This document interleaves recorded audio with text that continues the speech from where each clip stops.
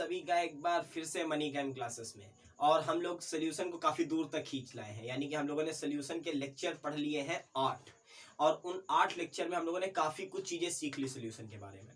लेकिन अब कुछ ऐसा सीखना है जिससे हमें पता चले कि अभी तक जो सीखा है वहाँ पे कहाँ कहाँ पर फॉल्ट हम लोग कर चुके हैं।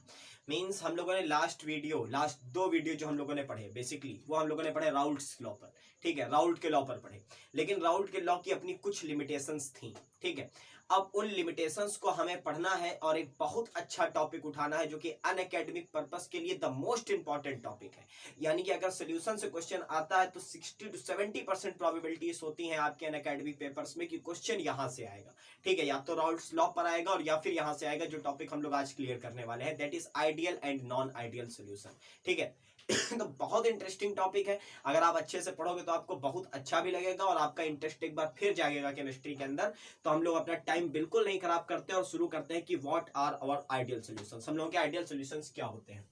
तो पहली बात देखो, फर्स्ट ईयर में आप लोगों को नॉलेज हो चुका है कि what is ideality. Basically ideality क्या होती है। तो आइडियलिटी होती थी ये कि हम लोग क्या करें, कोई भी लॉ लाते, जैसे हम लोगों का बायल्स लॉ, चार्ल्स लॉ या आइडियल गैस इक्वेशन को वो फॉलो करता। सिमिलरली इस बार हम लोगों ने पढ़ी क्या, इस बार हम लोगों ने पढ़ी the ideal gas ideal solution equation, जिसे हम लोगों ने नाम दिया द वान टॉप इक्वेशन का। क्लियर। उसके बाद में हम लोगों ने एक और लॉ पढ़ा, that is our Raoult's law, और वहीं से आइडियलिटी का जो क्राइटेरिया है वो शुरू होता है। तो पहली बात तो हम लोग आइडियल सोल्यूशन किसे कह सकते हैं हम लोग डिस्कस करते हैं धीरे धीरे। ऐसा ही होगा कि कोई चीज मैं आपको पूरी लिख करके दूंगा बोर्ड पे कि हाँ इसका स्क्रीनशॉट लो, इसको नोट करो। आज केवल डिस्कस करेंगे हम लोग, कुछ नहीं करेंगे और। ठीक है, तो सबसे पहली बात अगर आपको याद हो कि आइडियल सोल्यूशन में हम लोग राउल्ट लॉ में हम लोगों ने क्या क्या पढ़ा, तो राउल्ट लॉ में हम लोगों ने 2 चीजें पढ़ी। पहली चीज तो हम लोगों ने ये पढ़ा कि प्रेशर ऑफ द सोल्यूशन, जो प्रेशर ऑफ सोल्यूशन है वो होगा P not of solute into mole fraction of solute and plus P not of solvent into mole fraction of that solvent. ये पढ़ा हम लोगों ने पहला स्टेटमेंट। ठीक है, इसको तो याद ही रखना है हमें। आसान करने के लिए क्या कर लेते हैं, कई सारी किताबों में ए बी मान लिया गया है कि ए हमारा सॉल्यूट है, ए हमारा सॉल्यूट है और बी हमारा क्या है, सॉल्वेंट है, और जो ए बी है वो हमारा क्या है, सोल्यूशन है, या पी टोटल हमारा पी ए बी के इक्वल लिख दिया जाता है। बेसिक चीज ये है कि जो प्रेशर ऑफ द सोल्यूशन है वो बराबर होता है pressure of solute into the mole fraction of that particular solute and pressure of the solvent into the mole fraction of that particular solvent. ठीक, इसके बराबर हम लोगों ने पढ़ा।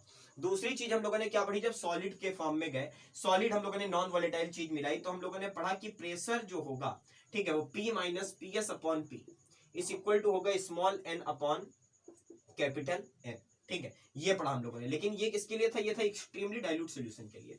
क्वेश्चन नंबर 2 मान लेते हैं। इसकी जो ओरिजिनल थी वो क्या थी, वो थी P minus P S upon P is equal to small n upon small n plus capital N, that is mole fraction of solute, यानी कि lowering of the vapour pressure. Lowering of the vapour pressure गलत, relative lowering of the vapour pressure. The relative lowering of the vapour pressure is equal to the mole fraction of that particular solute. ये हम लोगों ने पढ़ा।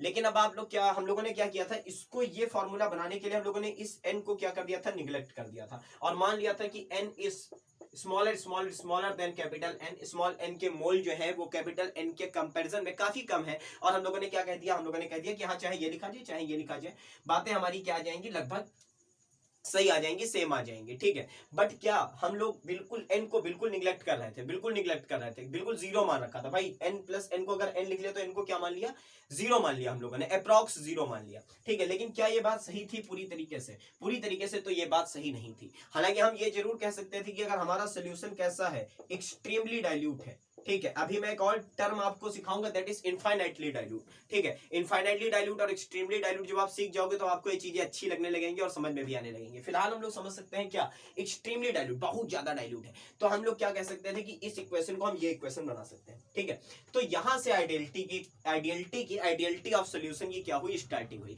कि हमारा given solution ideal है या नहीं, हम लोग कैसे पता करेंगे। तो जो पहला स्टेटमेंट था वो था कि वो सोल्यूशन जो कि राउल्ट के लॉ को हर एक टेम्परेचर और हर एक कंसंट्रेशन पे क्या करता हो, फॉलो करता हो, वो सोल्यूशन हमारा आइडियल होगा। और आइडियल सोल्यूशन बनाने की कंडीशंस काफी लिमिटेड है। काफी लिमिटेड का मतलब पहली बात तो एक्सट्रीमली डाइल्यूट करो आप उन चीजों को, उसके बाद में मैं भी इंटरेक्शन की बातें शुरू करूंगा, वहां से सारी चीजें हम लोग करेंगे, सारे क्राइटेरिया समझेंगे कि आइडियल सोल्यूशन होने के क्या क्या क्राइटेरिया है। लेकिन जो पहला क्राइटेरिया और जो स्टार्टिंग थी वो थी राउल्ट लॉ। अगर कोई भी सोल्यूशन, ध्यान से सुनो बात को, अगर कोई भी सोल्यूशन हर एक टेम्परेचर और हर एक कंसंट्रेशन पे राउल्ट के लॉ को फॉलो करता है तो हम कह सकते थे कि हमारा वो सोल्यूशन कैसा है, आइडियल है। तो आइडियलिटी ऑफ सोल्यूशन, ये बात तो केवल रिवाइज कराने के लिए बताई कि हम लोग कहीं ना कहीं पर डेविएशन लेकर के चल रहे हैं, ठीक है। ऑलरेडी हम लोग कहीं ना कहीं पर डेविएशन लेकर चल रहे हैं और उसी को हम लोग नेक्स्ट वीडियो में पढ़ेंगे, positive and negative deviation of non ideal solutions, ठीक है। तो हम लोग को फिलहाल क्या पढ़ना, इतना तो रिवाइज करना था। अब आइडियल सोल्यूशन में शुरू करता हूं कि क्या होता है। तो पहला पॉइंट क्या निकल करके आया आइडियल सोल्यूशन के बारे में, कि अगर हमारे पास में क्या हो, अगर हमारे पास में जो सोल्यूशन हो वो all concentration and all temperatures पे राउल्ट के लॉ को फॉलो करता हो तो हम कह सकते थे कि हमारा सोल्यूशन आइडियल है। तो इसे नोट कर लो। क्या नोट करो, पहला पॉइंट है कि if any solution follows Raoult's law at any temperature and concentration, then it is ideal, तो ये सोल्यूशन कैसा होगा, आइडियल होगा, ठीक है। अब बात करते हैं यहां पर क्या केवल यही क्राइटेरिया था, तो सबसे पहली बात तो ये सुनो, अगर आप राउल्ट के लॉ को लगा सकते हो तो आइडियल सोल्यूशन होगा। तो कहने का मतलब यह है कि अगर हमारे पास में राउल्ट का लॉ लग रहा है तो कुछ और पर्टिकुलर कंडीशंस को क्या करता है, फॉलो करता है, ठीक है। और उन कंडीशंस को हमें सीखना है। तो पहली जो कंडीशन सीखनी है उसको सीखने के पहले मैं 2-3 बातें और डिस्कस कर लूं, उसके बाद में हम लोग केवल कंडीशंस को नोट डाउन कर लेंगे और क्या कर देंगे, वीडियो को अपने क्लोज कर देंगे, ठीक है। तो सबसे पहली बात मान लेते हैं कि हमारे पास में एक सॉल्वेंट, बस यहां से कहानी मैं शुरू कर रहा हूं। ये है हमारा क्या, ये है हमारा सॉल्वेंट, ठीक है। और दूसरा हमारे पास में क्या है, दूसरा इसको मान लेते हैं ए, सॉल्वेंट जो है वो हमारे पास में क्या है, ए। दूसरा क्या है, दूसरा है हमारे पास में सॉल्यूट, ये क्या है हमारे पास में बी। आसान करने के लिए मान रहे हैं ए और बी, ठीक है। सॉल्वेंट सॉल्यूट लिख सकते हो लेकिन ए और बी मान लेते हैं। इसका जो इसको मिलाते हैं हम लोग आपस में, इन दोनों को मिलाते हैं और इन दोनों को मिला करके क्या बनाते हैं, इन दोनों को मिला करके सोल्यूशन बनाते हैं, ठीक है। तो जाहिर सी बात है कि वॉल्यूम आपस में मिल जाएंगे, ठीक है। पहले का वॉल्यूम वी ए मान ले, इसका वॉल्यूम क्या मान ले, वी ए। इस पूरे सॉल्वेंट का वॉल्यूम क्या है, वी ए। इस पूरे सॉल्यूट का वॉल्यूम क्या है, वी बी। और अब मैं आपसे कहूं, मैंने इन दोनों को आपस में मिलाया और आपस में मिला करके यहां पे भर दिया, ठीक है, यहां भर दिया। तो इसका वॉल्यूम क्या होगा, तो आपके दिमाग में तुरंत बात आएगा V A plus V B. इसका वॉल्यूम प्लस इसका वॉल्यूम बराबर किसके आएगा, इसके वॉल्यूम के आएगा, ठीक है। समझ में आई बात पूरी तरीके से। लंबा जाएगा वीडियो, 30 मिनट का होगा, आसानी से समझो, रिलैक्स होकर के बैठ जाओ चुपचाप। जब सारी बातें समझ में आए तो रिवाइंड करके जो जो नोट करने वाला हो आपका वो नोट कर लेना। लेकिन क्या हर जगह पर ये वाली जो कंडीशन है, क्या हर जगह ये फॉलो होती है, तो बच्चों हर जगह पर ये फॉलो नहीं होती है। तो आइडियलिटी का दूसरा लॉ है कि if the volume of A plus B का मतलब क्या है, ए प्लस बी का मतलब है सॉल्यूट प्लस सॉल्वेंट बराबर हो जाए वी ए प्लस वीबी के, तो हमारा जो सोल्यूशन होगा वो कैसा होगा, आइडियल होगा, ठीक है। आइडियल होगा यानी कि हम क्या कह सकते हैं कि delta V mixing is equal to क्या होना चाहिए, 0 होना चाहिए। डेल्टा वी मिक्सिंग का मतलब क्या है कि change in the volume when we mix the solute and solvent is equal to the 0, यानी कि solute and solvent को मिलाने पर जो वॉल्यूम में चेंज हो वो नहीं होना चाहिए। तब एक रीजन बन के आता है दिमाग में, क्या ऐसा होता भी है, असलियत में ऐसा होता है क्या कि हम एक सॉल्यूट लेते हैं, सॉल्वेंट लेते हैं और उसको हम क्या कर देते हैं, आपस में मिला देते हैं। तो जैसे ही हम आपस में उसको मिलाएंगे जा करके तो क्या वॉल्यूम चेंज हो जाएगा क्या, तो हाँ ऐसा हो सकता है। और ऐसा होने का रीजन क्या है वो समझो पहले यहाँ पर, ठीक है। मान लेते हैं हमारे पास में जो सॉल्यूट था उसमें कैसे पार्टिकल थे, ध्यान से देखना, सब कुछ दिख रहा है, हाँ दिख रहा है। हमारे पास में क्या होगा, मान लेते हैं ये सॉल्यूट था और इसमें सारे के पार्टिकल हमारे क्या थे, ए पार्टिकल भरे हुए थे। जो हमारे पास में सॉल्वेंट था उसमें हमारे पार्टिकल थे बी, सारे के सारे बी पार्टिकल, ठीक है, सारे के सारे बी पार्टिकल। और दूसरी बात आती है कि जब हमने सोल्यूशन बनाया तो उसमें ए भी थे और बी भी थे। खेल शुरू, लिख लो खेल शुरू। यहाँ पर हमारे पास में जो सॉल्यूट था, ध्यान से सुनो, हमारे पास में जो सॉल्यूट था उसमें केवल ए सिमिलर टाइप के, ए का मतलब कैसे, सिमिलर टाइप के मॉलिक्यूल मौजूद थे। जो हमारा सॉल्वेंट था उसमें बी, उसमें भी सिमिलर टाइप के मॉलिक्यूल मौजूद थे। जब हमने दोनों को मिलाया तो इसमें ए भी मौजूद है और साथ साथ कौन मौजूद है, बी भी मौजूद है। ए भी मौजूद, बी भी मौजूद, ए भी मौजूद है, बी भी मौजूद है, सब कुछ है, दोनों के दोनों है, ए भी है, बी भी है, ए भी है और बी भी है। अब आप लोग सोचो कि यहां पर जो ए और ए के बीच में, मॉलिक्यूल के बीच में इंटरेक्शन का मतलब वैन डर वाल्स फोर्सेस, ठीक है। वैन डर वाल्स फोर्सेस और केमिकल बॉन्ड के बीच में बहुत थोड़ा सा अंतर है, समझा चुका हूं फर्स्ट ईयर वाले वीडियो में, फिर भी समझ लो। अगर विदाउट बॉन्ड ब्रेकिंग इंटरेक्शन जो होते हैं उन्हें हम वंडर वाल फोर्सेस की कैटेगरी में रख देते हैं। तो यहां पर जो इंटरेक्शन है, ध्यान से सुनना, ए इंटरेक्शन है, यहां पर बी इंटरेक्शन है, यहां पर ए भी हो सकता है, दो ए के मॉलिक्यूल पास पास हो सकते हैं एक दूसरे के, बी और बी के भी हो सकते हैं, बट एक कंडीशन और है, और वो कंडीशन है ए और बी की। ठीक है, ए का इंटरेक्शन आपस में एक परफेक्ट है पूरी के पूरे। इसमें चाहे जहां देखो जाकर के हर जगह पर क्या मिलेगा, ए के साथ में ए के साथ में ए, सॉल्यूट के साथ में सॉल्यूट पार्टिकल, सॉल्यूट के साथ में सॉल्यूट पार्टिकल, यहां पर होगा सॉल्वेंट के साथ में सॉल्वेंट पार्टिकल, सॉल्वेंट के साथ में solvent particle, because they are pure, ये प्योर है। जब हमने सोल्यूशन बनाया तो सॉल्यूट एक पास हो सकते हैं, सॉल्वेंट पार्टिकल एक पास हो सकते हैं, बट एक और condition, that is one solute particle and one solvent particle एक दूसरे के पास होंगे। तो क्या इन दोनों का इंटरेक्शन इन दोनों के जस्ट सेम होगा? कंडीशन है, हो सकता है, नहीं भी हो सकता है। अगर हो गया, ध्यान से सुनो बात को, तो जितना ए और ए का इंटरेक्शन का मतलब कितना अट्रैक्शन फोर्स है दोनों के बीच में, कितना अट्रैक्शन, कितने पास पास है दोनों एक दूसरे से, या कितने दूर दूर है, बस इतनी सी बात है। तो अगर इंटरेक्शन ए और बी का सेम हो, किसके, ए और बी के, तो जितना ए और एक दूसरे के पास थे उतना ही बी और बी एक दूसरे के पास हैं, और उतनी ही दूरी पर ए से बी मौजूद होगा। ठीक, लेकिन अगर ये इंटरेक्शन किससे, ए और बी से स्ट्रांग हो जाए, ठीक है, तो ए और ए के बीच का जो डिस्टेंस होगा, इंटरमोलिकुलर डिस्टेंस, बी और बी के बीच का जो इंटरमोलिकुलर डिस्टेंस होगा वो ज्यादा होगा, और ए और बी के बीच का इंटरमोलिकुलर डिस्टेंस कम होगा, बिकॉज ये वाला इंटरेक्शन स्ट्रांग है। फॉर एग्जांपल हाइड्रोजन बॉन्ड, ठीक है, समझे, वहां पर पानी का मॉलिक्यूल है, अल्कोहल का मॉलिक्यूल है, दोनों को मिला दिया हम लोगों ने, दोनों को मिलाया तो हमारे पास में वॉल्यूम क्या हो गया, कम हो गया जाकर के। तो जब हमारे पास में, ध्यान से सुनो, जब इंटरेक्शन ताकतवर होगा तो पार्टिकल पास आएंगे, जब पार्टिकल पास आएंगे तो वॉल्यूम घटेगा। ठीक है, वॉल्यूम घटने का मतलब है कि जो हमारे पास में डेल्टा वी मिक्सिंग होगा वो जीरो नहीं होगा, वो कैसा होगा, निगेटिव होगा। ठीक है, दूसरी बात समझते हैं कि अगर हमारे पास में ये वाला इंटरेक्शन इन दोनों से कमजोर हो, ए बी के इंटरेक्शन से ए बी का इंटरेक्शन कमजोर हो, तो ए और बी के बीच की डिस्टेंस बढ़ जाएगी, और जब ए और बी के बीच की डिस्टेंस बढ़ेगी तो वॉल्यूम भी क्या होगा, बढ़ेगा। यानी कि प्योर सॉल्वेंट और प्योर सॉल्यूट को अगर अलग अलग मिला करके, अगर अलग अलग वॉल्यूम देखा जाए, सॉल्यूट का इतना, सॉल्वेंट का इतना, मैथमेटिकली जोड़ दिया, टोटल आया इतना, उसके बाद दोनों को मिला दिया, प्रैक्टिकली देखा तो डेल्टा वी कुछ ज्यादा हो जाएगा। ठीक है, यानी कि हमारे पास में डेल्टा वी मिक्सिंग कैसा होगा, प्लस का होगा। ठीक है, डेल्टा वी मिक्सिंग कैसा होगा, प्लस का होगा। तो डेल्टा वी मिक्सिंग निकालेंगे कैसे, डेल्टा वी मिक्सिंग निकालेंगे हम लोग कैसे, हम लोग निकालेंगे कि volume of solution, delta V mixing is equal to volume of solution, V of solution minus V A plus V B. इस इक्वेशन से हम लोग निकाला करेंगे। अगर ये जीरो आ गया तो आइडियल है, अगर ये प्लस या माइनस में आया तो आइडियलिटी नहीं है सोल्यूशन में। बस इतनी बात सीखो आज कि अगर हमारे पास में क्या हो, यहां से ये जो डेल्टा वी मिक्सिंग है, अगर डेल्टा वी मिक्सिंग क्या हो जाती है, जीरो हो जाती है, अगर डेल्टा वी मिक्सिंग क्या होती है, जीरो होती है, यानी कि सोल्यूशन बनाने पर वॉल्यूम चेंज नहीं होता है, तो आपका सोल्यूशन कैसा है, आपका सोल्यूशन आइडियल है, इट इज कंफर्म। क्लियर। तीसरी बात पे आते हैं, थर्ड क्राइटेरिया, और थर्ड क्राइटेरिया बहुत अच्छा है, और वो है delta H mixing is equal to zero. अब डेल्टा एच क्या है, फर्स्ट ईयर में अच्छे से पढ़ना चाहिए, अगर नहीं पढ़ा है तो सुनो, डेल्टा एच है एंथैल्पी चेंज। ठीक है, एंथैल्पी बेसिकली कुछ ज्यादा नहीं होती, जब हम थर्मो में होते हैं तो हमें वर्क और इंटरनल एनर्जी पे समझना इसको कठिन हो जाता है, लेकिन बेसिकली जो एंथैल्पी होती है वो होती है अमाउंट ऑफ हीट। ठीक है, एंथैल्पी एक तरीके का अमाउंट ऑफ हीट होता है, तो जो हमारे पास में एंथैल्पी है वो भी क्या होनी चाहिए, जीरो होनी चाहिए। दैट मीन्स मैं क्या कह सकता हूं कि due to formation of solution, due to formation of solution, no heat absorbed or emitted। ना ही हीट एब्जॉर्ब हो और ना ही हीट इमिट हो।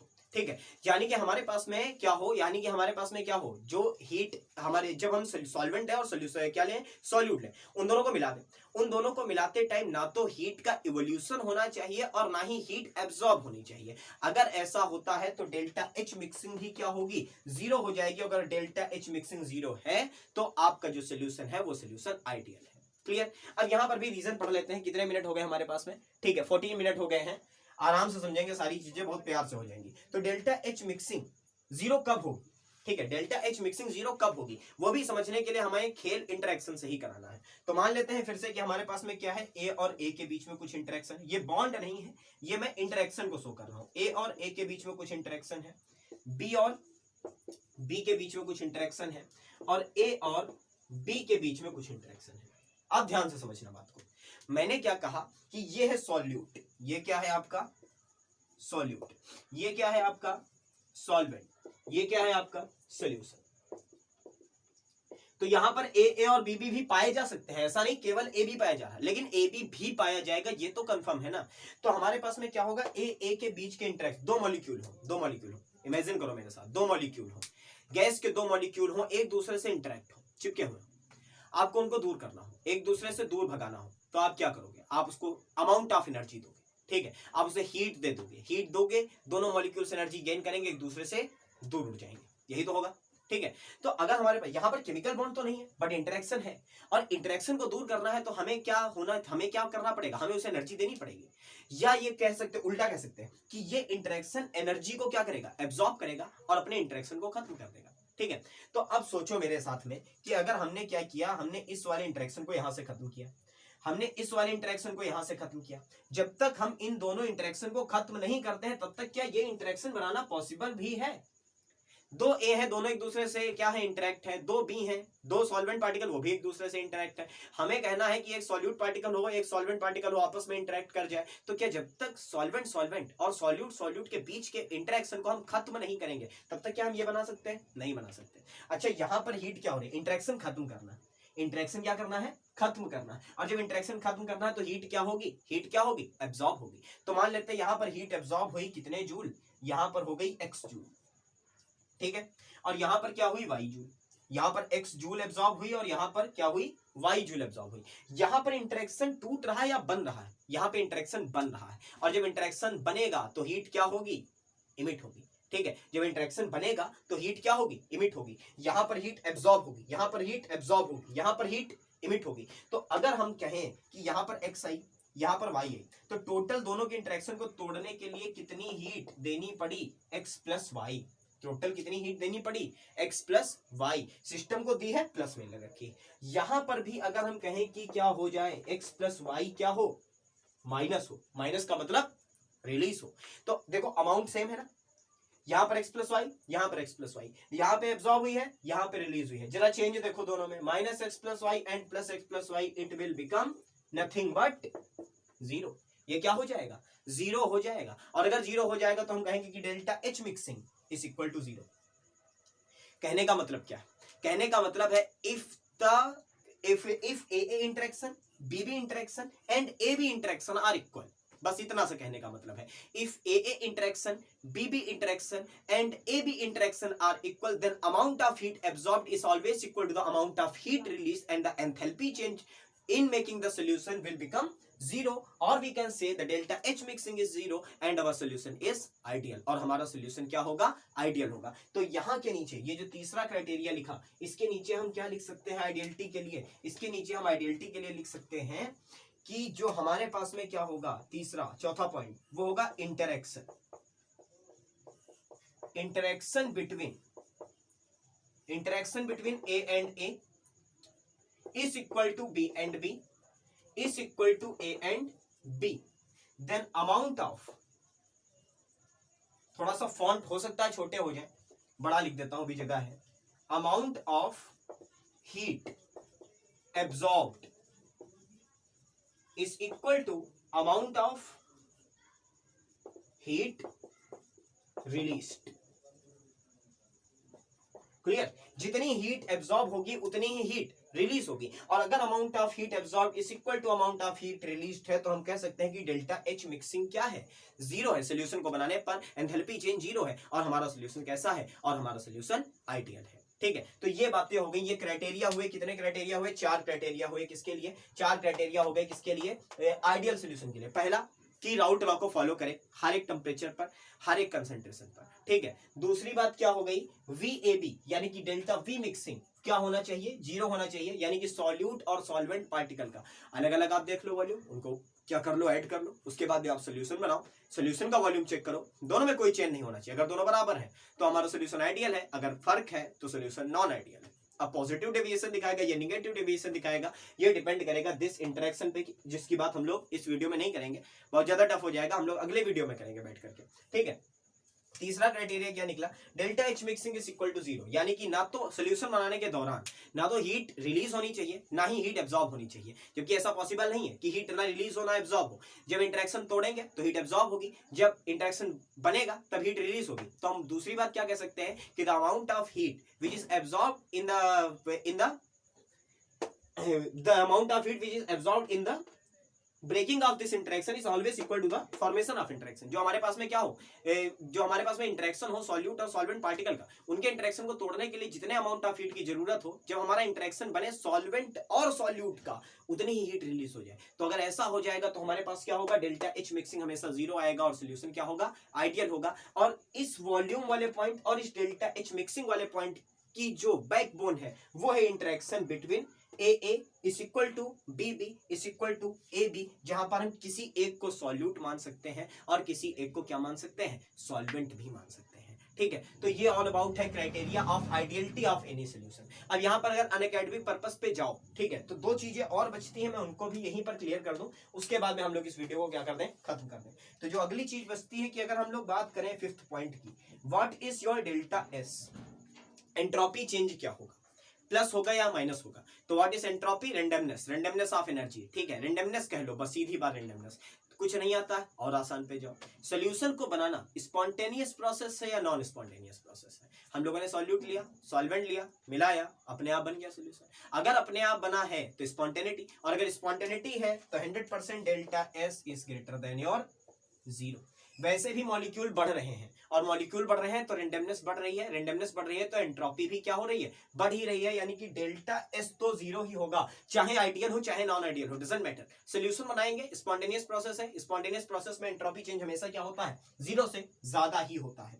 अगला पॉइंट अगर छठा पॉइंट देखें कि डेल्टा जी क्या होगी, डेल्टा जी मिक्सिंग, यहां पर डेल्टा एस मिक्सिंग है, ठीक है। डेल्टा जी क्या होती है, द गिब्स फ्री एनर्जी, ठीक है, द गिब्स फ्री एनर्जी। अगर डेल्टा एस पॉजिटिव है तो समझ जाना चाहिए वहीं पर डेल्टा जो जी होगी वो क्या होगी, 0 होगी, ठीक है। अगर हमारी एंट्रोपी प्लस है तो Gibbs free energy always negative, बस सीधी बात, इतनी सी तो देखनी, ये भी स्पॉन्टेनिटी का ही क्राइटेरिया है। डेल्टा जी स्पॉन्टेनियस प्रोसेस के लिए गिब्स फ्री एनर्जी चेंज हमेशा 0 से क्या होता है, कम होता है। और यहाँ पर बड़ी बात, चाहे सोल्यूशन कैसा हो, दिख रहा है सबको, दिख रहा है यहाँ पर, सोल्यूशन चाहे कैसा हो, नॉन आइडियल और चाहे कैसा हो आइडियल, हम लोग क्या कह सकते हैं, हम लोग कह सकते हैं कि delta S mixing is always greater than 0 and delta G mixing is always less than 0। तो हमें कुछ क्राइटेरिया पता चल गए, और नॉन आइडियलिटी के भी पता चले। नॉन आइडियलिटी के क्या पता चले, हम लोग कल लिखेंगे जरूर कि delta V mixing is not equal to 0। Not equal to 0 में दो कंडीशन होंगी, या तो प्लस हो या फिर माइनस हो। वहां से हम देखेंगे कि हमारा जो डेविएशन है वो प्लस में जा रहा है या माइनस में जा रहा है। लेकिन नॉन आइडियल सॉल्यूशन की बातें क्लियर हो रही हैं। बातें क्या क्लियर हो रही हैं कि पहली बात तो वो राउल्ट के लॉ को कुछ पर्टिकुलर कंडीशन में फॉलो करता हो, लेकिन वो कभी भी क्या नहीं कर सकता, वो हर एक कंसंट्रेशन और हर एक टेम्परेचर पे राउल्ट लॉ को फॉलो नहीं करेगा। दूसरी बात, delta V mixing is not equal to 0, that means it is either the greater than 0 और इट इज लेस देन 0, या तो प्लस में होगा या माइनस में होगा। अगली बात क्या, delta H mixing is not equal to 0, that means the enthalpy change is not equal to 0। इसका मतलब क्या हम कह सकते हैं कि heat absorbed is not equal to the heat released. Clear. अगली बात हम क्या कह सकते हैं कि जो interaction between solute solute, solvent solvent is not equal to the solute solvent, ठीक है। इंटरेक्शन बिटवीन द मॉलिक्यूल्स, जो मॉलिक्यूल के बीच में इंटरेक्शन है सॉल्यूट सॉल्यूट के बीच का, सॉल्वेंट सॉल्वेंट के बीच का, वो सॉल्यूट सॉल्वेंट के इंटरेक्शन के बराबर नहीं होगा। और ये रीजन होगा कि क्यों डेल्टा एच मिक्सिंग 0 नहीं होगी और क्यों डेल्टा वी मिक्सिंग भी 0 नहीं होगी, ठीक है। और उसके बाद में लास्ट बचता है कि what is entropy change and what is Gibbs free energy change. तो चाहे सोल्यूशन आइडियल हो चाहे सोल्यूशन नॉन आइडियल हो, डेल्टा एस मिक्सिंग हमेशा 0 से ज्यादा होगी और डेल्टा जी मिक्सिंग हमेशा 0 से कम होगी। सारे क्राइटेरिया क्लियर है। अगर क्लियर है तो हम लोग तैयार हो चुके हैं क्या पढ़ने के लिए, हम लोग तैयार हो चुके हैं डेविएशन पढ़ने के लिए कि डेविएशन प्लस में होगा या डेविएशन, माइनस में होगा और उसके बाद में graphical representation of ideal solution and deviated solution या नॉन आइडियल सॉल्यूशन। क्लियर? तो आज का वीडियो हम लोग यहीं पर रोक रहे हैं क्योंकि आइडियलिटी पढ़ना और आइडियलिटी को समझना बहुत जरूरी है। ठीक है, कुछ क्राइटेरिया है, कुछ एग्जांपल्स भी हैं। ठीक है,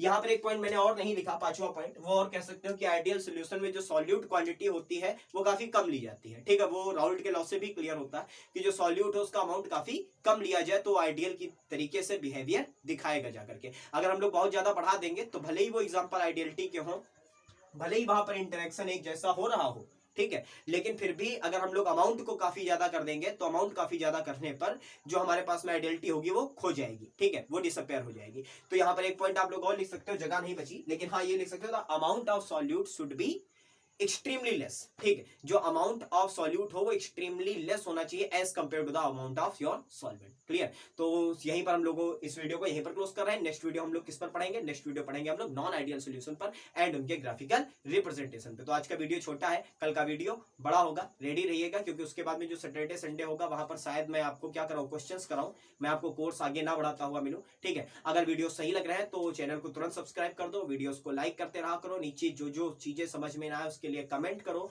ठीक है, अगर कोई क्वेश्चन होता है तो उसको कमेंट करो, अगर किसी को नोट्स नहीं मिल रहे हैं तो भी कमेंट करो, मैं नोट्स प्रोवाइड करूंगा आप लोगों को। ठीक है, तब तक के लिए पढ़ते रहिए। थैंक यू वेरी मच, मिलता हूं आपसे अगले वीडियो में।